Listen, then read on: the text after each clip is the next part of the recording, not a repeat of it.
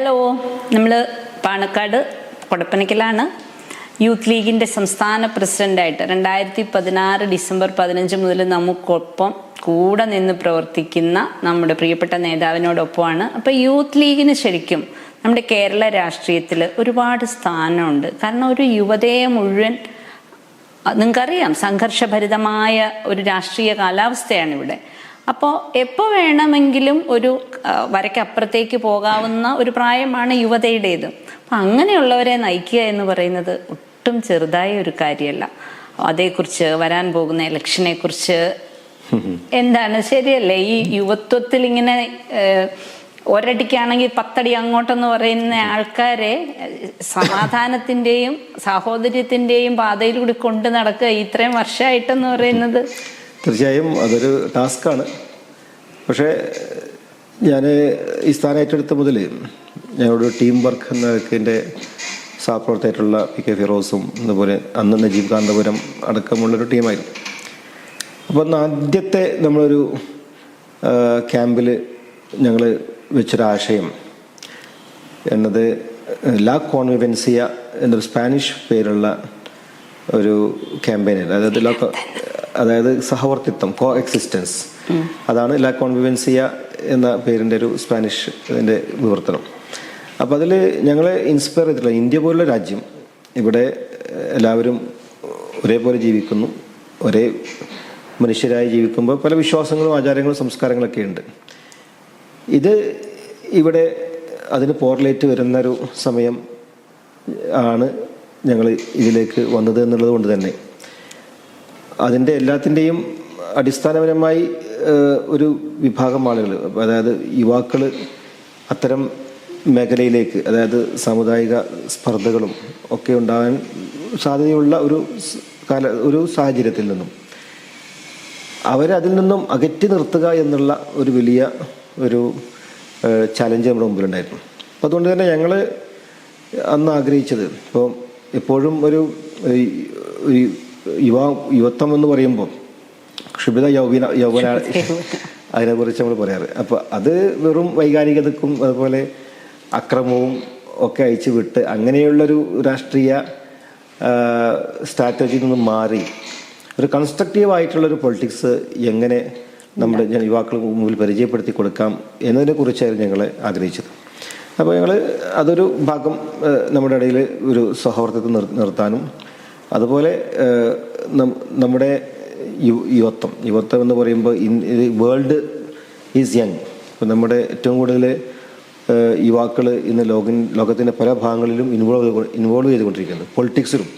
ലോകത്തിൻ്റെ മറ്റുള്ള രാജ്യങ്ങളുടെ ഭരണാധികാരികളും അതുപോലെ അഡ്മിനിസ്ട്രേറ്റേഴ്സ്, അതുപോലെ മിനിസ്റ്റേഴ്സ്, ഇവരൊക്കെ പ്രായം നോക്കുമ്പോൾ 25-നും 40-നും ഇടയിലുള്ള പ്രായക്കാരാണ് ലോകത്തിൻ്റെ വലിയ വലിയ ഓർഗനൈസേഷൻ നയിച്ചുകൊണ്ടിരിക്കുന്നത്. അപ്പോൾ യുവാക്കൾക്ക് മനുഷ്യർക്ക് പ്രായം ആവേണ്ടതില്ല ലോകത്തെ നയിക്കാനും നമുക്ക് മറ്റ് ഈ മേഖലയിൽ പാർട്ടിസിപ്പേറ്റ് ചെയ്യാനും. അപ്പോൾ ഇന്ത്യ പോലുള്ള ഒരു രാജ്യത്ത്, പ്രത്യേകിച്ച് ഏറ്റവും കൂടുതൽ മാൻ പവറും റിസോഴ്സൊക്കെ ഉള്ള മനുഷ്യ വിഭവങ്ങളൊക്കെയുള്ള ഈ രാജ്യത്ത് അവർക്ക് അനുയോജ്യമായ രീതിയിൽ ഒരു ഭാവിയെ സൃഷ്ടിക്കാൻ ഇവിടുത്തെ ഭരണകൂടം തയ്യാറാവേണ്ടതുണ്ട്. അതിന് പകരമായി ഇവിടെ സ്റ്റീരിയോ ടൈപ്പും വിദ്വേഷവും ഒക്കെ ചൂണ്ടിക്കാണിച്ചുകൊണ്ട് അതിനിടയിലുള്ള ഒരു രാഷ്ട്രീയ ലാഭം കൊയ്യാൻ വേണ്ടി പലരും ശ്രമിച്ചുകൊണ്ടിരിക്കുമ്പോൾ നമുക്ക് ഇവിടെ ഒരു പൊളിറ്റിക്കൽ എന്ന നിലയ്ക്ക് നമ്മളെല്ലാവരും ഒരു പാർലമെൻ്ററി പൊളിറ്റിക്സിലേക്ക് നമുക്ക് എത്താൻ സാധിക്കില്ല. നമുക്കൊരു മെഷീനറി ഉണ്ട്. ഇപ്പം യൂത്ത് ലീഗ് ഏകദേശം 10 ലക്ഷത്തോളം മെമ്പർഷിപ്പ് ഉണ്ട്. ഇപ്പോൾ 10 ലക്ഷത്തിന് മേലെ മെമ്പർഷിപ്പ് ഉണ്ട്. ഈ മെമ്പർഷിപ്പ് എന്ന് പറയുന്നത് വലിയൊരു മാൻ പവറാണ്. ഈ മാൻ പവർ ഉപയോഗിച്ചുകൊണ്ട് തന്നെ നമുക്ക് ധാരാളമായി ഈ പൊളിറ്റിക്കലി സോഷ്യലി നമുക്ക് പാർട്ടിസിപ്പേറ്റ് ചെയ്യാൻ കഴിയും. അതിൻ്റെ ഒരു എക്സ്പെരിമെൻ്റ് നിലക്ക് നമ്മൾ പല കാര്യങ്ങളും നമ്മൾ ചെയ്യാൻ വേണ്ടി ശ്രമിച്ചിട്ടുണ്ട്. അപ്പം അതാണ് യൂത്ത് ലീഗ് എന്നും മുന്നോട്ട് വെക്കുന്ന ആശയം എന്ന് പറയുന്നത്, ഇത് എംപവർമെൻറ്റ് ഓഫ് യൂത്ത്. ആ രീതിയിൽ യുവാക്കളെ ശാക്തീകരിക്കുക എന്നതാണ്. അപ്പോൾ യുവാക്കളെ ശാക്തീകരിക്കുമ്പോൾ സ്വാഭാവികമായും നമ്മൾ ആദ്യം അവരുടെ മനസ്സിനെ ശാക്തീകരിക്കേണ്ടതുണ്ട്. അപ്പോൾ എപ്പോഴും ഇപ്പോൾ മുസ്ലിം ലീഗിൻ്റെ ഒരു യുവജന സംഘടന നിലയ്ക്ക് മുസ്ലിം ലീഗ് മുന്നോട്ട് വെക്കുന്ന ആശയം എന്ന് പറയുന്നത്, അത് ഞങ്ങളുടെ പിതാവൊക്കെ ഉയർത്തിപ്പിടിച്ച സാമുദായിക സൗഹാർദ്ദവും മതസൗഹാർദ്ദവും ഒക്കെ ഇവിടെ നിലനിർത്തണം എന്നതിനെ കുറിച്ചുള്ള ഒരു ബോധവൽക്കരണം നമ്മൾ നടത്തിക്കൊണ്ടിരിക്കുകയാണ്. എന്തായാലും ഒരു ബഹുസ്വരത, ആ ബഹുസ്വരതയിൽ നിന്നുകൊണ്ടല്ലാതെ നമുക്ക് ഒരു കൺസ്ട്രക്റ്റീവായിട്ടുള്ള ഒരു പൊളിറ്റിക്സ് നിർത്താൻ സാധിക്കില്ല. അപ്പോൾ ആ ബഹുസ്വരത നിർത്തിക്കൊണ്ട് തന്നെ അവിടെ നമുക്ക് എന്ത് ചെയ്യാൻ സാധിക്കും, ആ രീതിയിൽ നമ്മൾ ഓരോരുത്തരും ഇവിടുത്തെ ഈ ഇന്ത്യയുടെ അഖണ്ഡതയും ഇന്ത്യയുടെ മാനവികതയും ഒക്കെ സംരക്ഷിച്ചുകൊണ്ട് തന്നെ നമുക്ക് നമ്മുടേതായ രാഷ്ട്രീയം ഉയർത്തിപ്പിടിക്കാൻ നമുക്ക് സാധിക്കും. പലപ്പോഴും ഇപ്പോൾ രാഷ്ട്രീയത്തിൻ്റെ സ്ട്രാറ്റജി മാറ്റി ഇന്ത്യയുടെ സംസ്കാരത്തിനെതിരായിക്കൊണ്ട്, ഇന്ത്യയുടെ സംസ്കാരം കാത്തു സൂക്ഷിക്കാൻ അവർ താല്പര്യമില്ല. നമ്മളെപ്പോഴും ഗാന്ധിയൻ സൈദ്ധാന്തവും അതുപോലെ നെഹ്റുവിയൻ തിയറിയും ഒക്കെ ഉയർത്തിപ്പിടിച്ചുകൊണ്ടാണ് ഇന്ത്യ മുന്നോട്ട് പോകുന്നത്. അതുതന്നെയാണ് മുസ്ലിം ലീഗും യൂത്ത് ലീഗും ഒക്കെ മുന്നോട്ട് പോകുന്നത്. അതിനെതിരായി ഇവിടെ ഫാസിസ്റ്റ് സംഘപരിവാർ ശക്തികൾ വളർന്നു വരുന്നു, ഇന്ത്യയെ രണ്ട് തട്ടായി മാറ്റുന്നു. ഇവിടുത്തെ മതത്തിൻ്റെ പേരിൽ വൈകാരികതയും വിദ്വേഷമൊക്കെ പരത്തിക്കൊണ്ട് വിദ്വേഷം രാഷ്ട്രീയത്തിന് ആയുധമാക്കി മാറ്റി അതിലൂടെ രാഷ്ട്രീയ ലാഭം കൈക്കൊള്ളുന്ന ഒരു പുതിയ രാഷ്ട്രീയ സ്ഥിതിഗതി വരുന്നുണ്ട്. അപ്പോൾ അവിടെ അത് ഉണ്ടാകുന്നത് ആശയപരമായ ദാരിദ്ര്യമാണ്. ഇപ്പോൾ രാഷ്ട്രീയപരമായ ആശയ ദാരിദ്ര്യം സംഭവിക്കുമ്പോൾ അവിടെ നമുക്ക് രാഷ്ട്രീയം പറയാൻ നമുക്ക് സാധിക്കണം. നമ്മുടെ ഒരു പൊളിറ്റിക്കൽ ഒരു ജനാധിപത്യ രാഷ്ട്രത്താണ് നമ്മൾ ജീവിക്കുന്നത്. അപ്പോൾ നമുക്ക് രാഷ്ട്രീയം നമ്മൾ പറഞ്ഞുകൊണ്ടേയിരിക്കണം. അപ്പം അത് പറഞ്ഞുകൊണ്ടേയിരിക്കുന്നതിന് വേണ്ടി ഇപ്പോൾ ഞങ്ങൾ വർഗീയമുക്ത ഭാരതം, അക്രമരഹിത കേരളം എന്ന് പറഞ്ഞുകൊണ്ട് ഞങ്ങൾ ഇന്ന് 2018 കേരളം മുഴുവൻ നടന്നു. കാസർഗോഡ് നിന്ന് തുടങ്ങി 600 കിലോമീറ്റർ തിരുവനന്തപുരം വരെ നടന്ന ആ ജനങ്ങളോട് പറഞ്ഞുകൊണ്ടിരിക്കുകയായിരുന്നു. ഈ നിരന്തരമായി ഞങ്ങൾ പറഞ്ഞുകൊണ്ടിരിക്കുക വിദ്വേഷത്തിനെതിരെ, അതുപോലെ വർഗീയതക്കെതിരെ, അക്രമത്തിനെതിരെ. അപ്പം സ്വാഭാവികമായും ഇവിടെ അക്രമ രാഷ്ട്രീയം ഉണ്ടാവുന്നത് രാഷ്ട്രീയത്തിൻ്റെ പേരിൽ ഒരുപാട് ജീവൻ പൊലിഞ്ഞു പോയിട്ടുണ്ട്. സ്വതന്ത്ര രാഷ്ട്രീയം, നമ്മൾ രാഷ്ട്രീയം സ്പോർട്സ്മാൻ സ്പിരിറ്റോട് കൂടി കാണണം. നമ്മുടെ ഉദ്ദേശം രാഷ്ട്രീയം കൊണ്ട് ഇവിടെ പ്രത്യേകിച്ച് youth, well being of every individual, അവർക്ക് നല്ല വിദ്യാഭ്യാസ അവസരം കിട്ടണം, അവർക്ക് ഹെൽത്ത് കെയർ, ആരോഗ്യ സുരക്ഷ കിട്ടണം, മക്കൾക്ക് നല്ല വിദ്യാഭ്യാസം കിട്ടണം, തൊഴിലുറപ്പ് കിട്ടണം. അപ്പം നല്ല വിദ്യാഭ്യാസം കൊടുക്കാനുള്ള സ്ഥാപനങ്ങൾ ഇവിടെയുണ്ട്. വലിയ വലിയ IIT പോലെ, NIT പോലെ, IIM പോലുള്ള സ്ഥാപനങ്ങളൊക്കെ ഇന്ത്യയിലുണ്ട്. സെൻട്രൽ യൂണിവേഴ്സിറ്റികളുണ്ട്. അവിടെ നിന്നൊക്കെ പഠിച്ചിറങ്ങുന്ന വിദ്യാർത്ഥികൾ, അവർക്ക് അനുയോജ്യമായ ഒരു അവസരങ്ങൾ ഇന്ന് നഷ്ടപ്പെട്ടുകൊണ്ടിരിക്കുന്നു. അവർക്ക് വിദേശത്ത് ഒരുപാട് ആളുകൾ പലായനം ചെയ്യുന്നു. അതിൽ എനിക്കൊരു ചോദ്യമുള്ളത്, നമ്മളിപ്പോൾ ഇന്ത്യ അഭിമുഖീകരിക്കുന്ന അല്ലെങ്കിൽ കേരളം അഭിമുഖീകരിക്കുന്ന ഏറ്റവും വലിയ പ്രശ്നമായി തന്നെ, പ്രശ്നമാണോ സാധ്യതയാണോ എന്നുള്ളതിനെ കുറിച്ച് ചർച്ച വേറെ. നമ്മുടെ യൂത്ത് മുഴുവൻ വിദേശത്തേക്ക്, നമ്മുടെ ബ്രെയിൻ മുഴുവൻ പോവുകയാണ്. കുട്ടികളെ മുഴുവൻ നമ്മൾ തന്നെ പേരൻസ് കയറ്റി അയക്കാനുള്ള ഇപ്പോഴത്തെ ഏറ്റവും വലിയ ഉൽപ്പന്നം യുവാക്കളാണ്. അപ്പൊ തീർച്ചയായിട്ടും യൂത്ത് ലീഗിന് അതിനൊരു സ്റ്റാൻഡ്, നമ്മളതൊരു വലിയൊരു ആശങ്കയായി കാണുന്നുണ്ട്. കാരണം യുവാക്കൾ മുഴുവൻ പോവുകയാണ്. ഇപ്പൊ സാന്താ മോണിക്ക ഒരു ബാച്ചിൽ വിട്ടത് 7000 കുട്ടികളാണ് കാനഡയിലേക്ക്. അപ്പോൾ ഓരോ ദിവസവും ഞങ്ങളൊക്കെ വിമാനത്തിൽ ദുബായും ഇവിടെയൊക്കെ പോകുമ്പോൾ, പണ്ട് ദുബായിലേക്കൊക്കെ ജോലി പോകുന്ന ആളുകൾ ഇപ്പോൾ ലണ്ടനിലേക്കും യൂറോപ്പിലേക്കും ഓസ്ട്രേലിയയിലേക്കൊക്കെ പോയിക്കൊണ്ടിരിക്കുകയാണ്.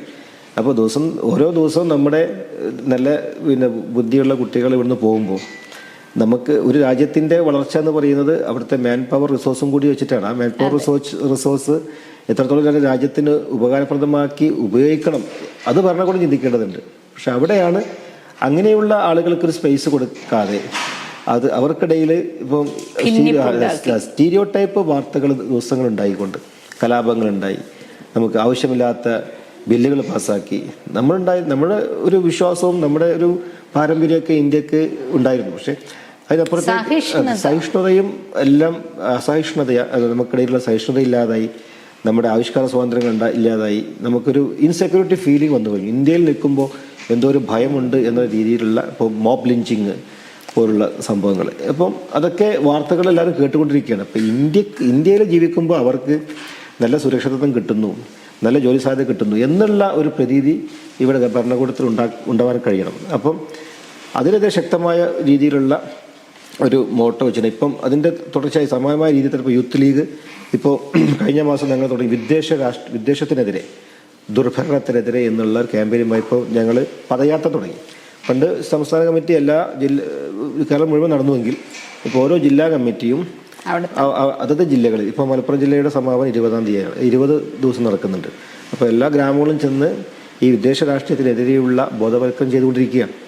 അപ്പോൾ യുവാക്കളെ സംബന്ധിച്ചിടത്തോളം അവർക്ക് ഒരിക്കലും നമുക്കൊരു അപ്പോളിറ്റിക്കലായിക്കൊണ്ട് അരാഷ്ട്രീയമായി ചിന്തിക്കാൻ നമുക്ക് സാധിക്കില്ല. അപ്പോൾ രാഷ്ട്രീയപരമായി അവരെ ബോധവൽക്കരിക്കുകയും രാഷ്ട്രീയപരമായി തന്നെ നമുക്ക് സഹിഷ്ണുതയും സമാധാനവും രാഷ്ട്രീയത്തിൽ ഇരിക്കുമ്പോൾ തന്നെ അവർക്ക് സഹിഷ്ണുത കാണിക്കണം, എല്ലാവരെയും ചേർത്ത് പിടിക്കാൻ സാധിക്കണം, എല്ലാവരെയും അവർക്കൊക്കെ ഏറ്റവും സന്തോഷം നൽകാൻ സാധിക്കണം, അവർക്ക് കംഫർട്ടായിരിക്കണം. അപ്പോൾ അതൊക്കെ ഇനി വരുന്ന രാഷ്ട്രീയ നേതാക്കളും വളർന്നുള്ള തലമുറകളും അങ്ങനെയുള്ള ഒരു അറ്റ്മോസ്ഫിയർ ഇവിടെ ഉണ്ടാക്കാൻ ഞങ്ങൾ പുതിയ തലമുറ ഇന്നേ പഠിക്കേണ്ടതുണ്ട്. അപ്പോൾ നമ്മളൊരു ബാല്യകാല ഒരു പഠനത്തിൻ്റെ ഭാഗമായാണ് യൂത്ത് ലീഗിലൊക്കെ നമ്മൾ പ്രവർത്തിക്കുന്നത്. ഇപ്പോൾ വലിയ രാഷ്ട്രീയത്തിലേക്ക് കടക്കുമ്പോൾ ഇപ്പോൾ യുവാക്കൾ എന്ന് പറയുമ്പോൾ ഇപ്പം ഒരുപാട് യുവാക്കൾ ഇപ്പോഴും മെയിൻ സ്ട്രീം പൊളിറ്റിക്സിലുണ്ട്.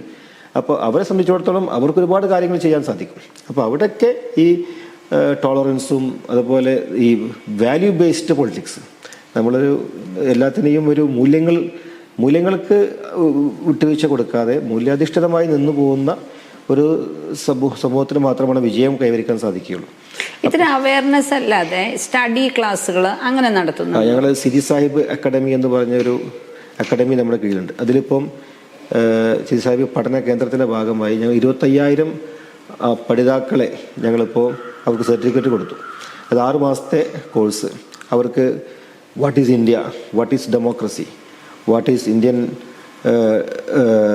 ഹിസ്റ്ററി, ഭരണഘടന, ഒരു പിന്നെ എങ്ങനെയാണ് ഓർഗനൈസേഷൻ, സംഘടന, എങ്ങനെ സംഘാടനം, അതുപോലെ പേഴ്സണൽ ഇൻഡിവിജ്വൽ വ്യക്തിവികസനങ്ങൾ. അപ്പോൾ ഇതിനൊക്കെ കുറിച്ച് വളരെ വിശദമായി നമ്മൾ അതിനുവേണ്ടി ഒരുപാട് റിസോഴ്സ് പേഴ്സൺസിനെ ഞങ്ങൾ വിളിച്ച് അവർക്ക് ക്ലാസ് കൊടുത്തു, മൊഡ്യൂൾ കൊടുത്തു. എന്നിട്ട് 25,000 ആളുകൾക്ക് നമ്മൾ കോൺവൊക്കേഷൻ വെച്ചു. അത് സാദിഖലി ആപ്തങ്ങൾ അടക്കമുള്ള ആളുകൾ അത് കോൺവൊക്കേഷന് സർട്ടിഫിക്കറ്റ് കൊടുത്തു. അപ്പം അങ്ങനെ ഒരു ഭാഗത്ത് സമാനമായ രീതിയിൽ നമ്മളിപ്പോൾ ഒരു ഭാഗത്ത് വളരെ ഇങ്ങനെയുള്ള ദൈക്ഷണികവും അതുപോലെ ക്രിയാത്മകമായ രീതിയിലുള്ള ഒരു സ്ട്രാറ്റജി എടുക്കുമ്പോൾ ഒരു സമയത്ത് നമ്മൾ ഒരു പ്രതിപക്ഷത്ത് നിൽക്കുന്ന യുവജന പ്രസ്ഥാനം എന്ന നിലയ്ക്ക് സമരരംഗത്ത് നമ്മൾ ശക്തമാണ്. അപ്പോൾ ഇപ്പം ഭരിക്കുന്ന LDF സർക്കാരിനെതിരെ അവരുടെ വീഴ്ചകൾ ചൂണ്ടിക്കാണിച്ചുകൊണ്ട് ശക്തമായ രീതിയിലുള്ള ഒരു സെക്രട്ടേറിയറ്റ് മാർച്ച് യൂത്ത് ലീഗ് നടത്തിയിരുന്നു. അന്ന് PK ഫിറോസ് അടക്കം 14 പേര് റിമാൻഡിലായിരുന്നു. ഏകദേശം 2-3 ആഴ്ച കാലം അവർ റിമാൻഡിൽ. അപ്പം അങ്ങനെയുള്ള സമരരംഗത്തുണ്ട്. നമ്മൾ അനീതിക്കെതിരെ ശക്തമായ രീതിയിൽ എവിടെ അനീതി ഉണ്ടോ അതിനെതിരെ ശക്തമായ രീതിയിലുള്ള പ്രതിരോധം ഞങ്ങൾ തീർക്കാറുണ്ട്. അപ്പോൾ എപ്പോഴും ലൈവായി നിന്നുകൊണ്ട് നമ്മുടെ ഒരു ശബ്ദം നമ്മൾ എപ്പോഴും നമ്മൾ പ്രദർശിച്ചിരിക്കുമ്പോൾ ഭരണകൂടത്തിൻ്റെ വീഴ്ചകളെ കാണിക്കുക എന്നുള്ളത് ജനാധിപത്യപരമായി നമ്മുടെ ഒരു ബാധ്യത കൂടിയാണ് എന്ന് മനസ്സിലാക്കിക്കൊണ്ട് ആ രീതിയിലുള്ള ശക്തമായ ഇടപെടൽ നമ്മൾ നടത്തുന്നുണ്ട്. ഈ വിദ്വേഷം നമ്മൾ മാറ്റുക, സഹിഷ്ണുത വളർത്തുക, ഇതെല്ലാം ഉള്ളപ്പോഴും രാഷ്ട്രീയത്തിൽ ഇറങ്ങുക എന്ന് പറയുമ്പോൾ ഞാൻ ഉൾപ്പെടെയുള്ള ഒരു തലമുറ കുട്ടികളോട് പറയുന്നത് അത് നമുക്ക് പറഞ്ഞിട്ടുള്ളതല്ല എന്നാണ്. ഇപ്പോൾ പറഞ്ഞല്ലോ, രാഷ്ട്രീയം എന്ന് പറയുന്നത് നമുക്ക് മാറ്റി നിർത്താൻ പറ്റില്ല എന്നുള്ളത്. അതൊന്നും കൂടി ഒന്ന് വിശദീകരിക്കുക. രാഷ്ട്രീയം ഒരു ജനാധിപത്യ വ്യവസ്ഥയിൽ നമുക്കൊരിക്കലും അരാഷ്ട്രീയമായി ചിന്തിക്കാൻ കഴിയില്ല. കാരണം നമ്മളിപ്പോൾ നമ്മൾ കോളേജിൽ പോയി പഠിച്ച് കഴിഞ്ഞ് ജോലി ചെയ്യുന്നു. ഒരുപക്ഷെ നമുക്ക് ഇൻഡിവിജ്വലായി നമുക്കതിന് നേട്ടം ഉണ്ടാവും. നമുക്ക് ഒരുപക്ഷെ ഒരു കുടുംബം നയിക്കാനും ഒക്കെയുള്ള, പക്ഷേ അത് സംബന്ധിച്ചോളം നമ്മുടെ ഐഡൻറ്റിറ്റിയും അതുപോലെ നമ്മുടെ ഒരു സെൽഫ്നെസ്, അതായത് നമ്മളെന്താണ് എന്നുള്ള ഒരു ബോധ്യം നമുക്ക് സമൂഹത്തിനിടയിൽ നഷ്ടപ്പെട്ടു പോകുന്നൊരു ആശങ്ക കൂടി നമ്മൾ കാണുന്നുണ്ട്. അപ്പോൾ നമ്മളൊരു സ്വകാര്യ ജീവിതം മാത്രമല്ല, സാമൂഹ്യ ജീവിതവും അതിനൊപ്പം കൊണ്ട് നടക്കണം. സ്വകാര്യ ജീവിതത്തിൽ നമുക്ക് ഒരുപക്ഷെ എളുപ്പമായിരിക്കും. നമ്മളൊരു ജോലി കിട്ടി, പഠിച്ച് ജോലി കിട്ടി, നമ്മുടേതായ കാര്യങ്ങൾ, അതെ, ഞാനും എൻ്റെ കുട്ടികളും എന്നുള്ള. പക്ഷെ ഒരു മനുഷ്യ സംബന്ധിച്ചിടത്തോളം നമ്മളൊരു സാമൂഹിക ജീവികളാണ്. നമുക്ക് അത് മാത്രമല്ല, സമൂഹത്തിൻ്റെ കൂടി പുരോഗതിയും ഒക്കെ നമ്മുടെ കൂടി ജീവിതത്തിൻ്റെ ഭാഗമാണ്. അപ്പോൾ അതുകൊണ്ട് തന്നെ അതായത് പൊളിറ്റിക്സ്, രാഷ്ട്രീയ ജീവിതം നയിക്കുന്നവർ, രാഷ്ട്രീയത്തിൽ വരുന്നവർ, ഇപ്പോൾ യൂത്ത് ലീഗിൽ ഒക്കെ മെമ്പർഷിപ്പ് എടുക്കുന്നവർ, അതൊരു ആലങ്കാരികമായി അവർക്ക് ഒരു ഷോ ഓഫ് കാണിക്കാനുള്ളതൊന്നുമല്ല, പക്ഷെ മറിച്ച് അത് കടമയാണ്. അതിൽ ഒരു വലിയ നമ്മൾ ഒരുപാട് കാര്യങ്ങൾ പിന്നെ പലപ്പോഴും നമ്മളെ വ്യാകുലപ്പെടുത്തുന്ന ഒരുപാട് കാര്യങ്ങളുണ്ട്. അപ്പോൾ അത് തുറന്ന് കാണിക്കാനും അതിനെതിരെ ശബ്ദിക്കാനും നമുക്ക് സാധിക്കണം. അപ്പം ആ രീതിയിലാണ് നമുക്ക് നമ്മുടെ ഈ ലക്ഷ്യം മുന്നോട്ട് വെച്ചുകൊണ്ട് നമ്മൾ പുതിയ തലമുറയെ എങ്ങനെ പുതിയ തലമുറയ്ക്ക് രാഷ്ട്രീയത്തോട് മുഷിപ്പുണ്ട് എന്ന് താങ്കൾ സൂചിപ്പിക്കേണ്ടത്. അത് തീർച്ചയാണ്, പുതിയ ആളുകളും വരുന്നില്ല. അപ്പോൾ അവർക്ക് അതിൻ്റേതായ രാഷ്ട്രീയം, നമ്മുടെ ഒരു കൺസ്ട്രക്റ്റീവ് പൊളിറ്റിക്സ്, നമ്മളൊരു ഡിസ്ട്രക്റ്റീവ് പൊളിറ്റിക്സ് അല്ല. നമുക്ക് ഇവിടെ പൊളിറ്റിക്സ് കൊണ്ട് നമുക്ക് പലതും നേടാനുണ്ട് എന്നും അതിലൂടെ നമുക്ക് പൊളിറ്റിക്കലായി ഇവിടെ പൊളിറ്റിക്കൽ എംപവർമെൻറ്റ് കൊണ്ട് മാത്രമാണ് ഇവിടെ പല മേഖലയും വളരും എന്നുള്ളത് നമുക്ക് ഒറ്റയ്ക്ക് വിചാരിച്ച് സാധിക്കില്ല. ഇവിടെ പൊളിറ്റിക്കൽ ആ സിസ്റ്റത്തിൻ്റെ കൂടെ നിന്നാലാണ് നമ്മുടെ വിദ്യാഭ്യാസവും നമ്മുടെ തൊഴിലവസരങ്ങളൊക്കെ നമുക്ക് നമ്മുടെ ശബ്ദം കേൾപ്പിക്കേണ്ട സ്ഥലത്ത് എത്തിച്ചുകൊണ്ട് നമ്മുടെ ഡിസിഷൻ ബോഡിയിലേക്ക് നമ്മുടെ കാര്യങ്ങൾ തുറന്നു പറഞ്ഞാൽ മാത്രമാണ് നമ്മുടെ അവസരങ്ങൾ ഉണ്ടാവുകയുള്ളൂ. അപ്പോൾ അത് ആ രീതിയിൽ ഉണ്ടാകണമെങ്കിൽ അതിനനുസരിച്ചുള്ള ചിന്തകളുള്ള ചെറുപ്പക്കാർ രാഷ്ട്രീയത്തിൽ വളർന്നു വരണം.